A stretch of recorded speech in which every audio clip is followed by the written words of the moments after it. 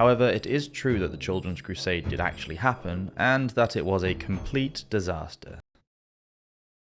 The Children's Crusade. This is quite a strange event that took place in medieval Europe. In 1212, a young shepherd boy named Stephen of Cloyes saw a vision of Christ, who told him to organize a new crusade and defeat the Muslim infidels. Undeterred, Stephen went out into the streets and began to preach the message he had heard from Jesus to any children that he could find. This resulted in a huge group of young girls and boys all marching through the towns and villages carrying symbols of Christianity such as crosses and candles. During the march, they sang songs praising God, and when asked how they would cross the Mediterranean Sea to reach the Holy Land, Stephen replied that God would protect them, and they would simply walk across with his help. By the summer, Stephen supposedly had 30,000 followers, which is currently considerably more than we have on this YouTube channel.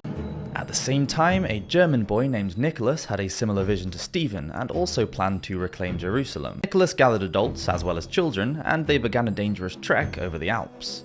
Those who managed to survive the freezing cold conditions made it into Italy and arrived in Rome, where they were given a hero's welcome from the Pope. Nevertheless, the Pope said that they were too young to be victorious in their mission, and he sent them back to Germany.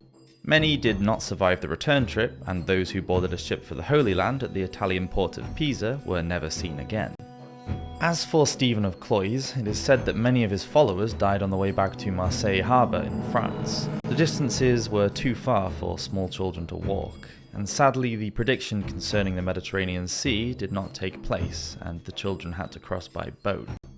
Most of the children never went back home.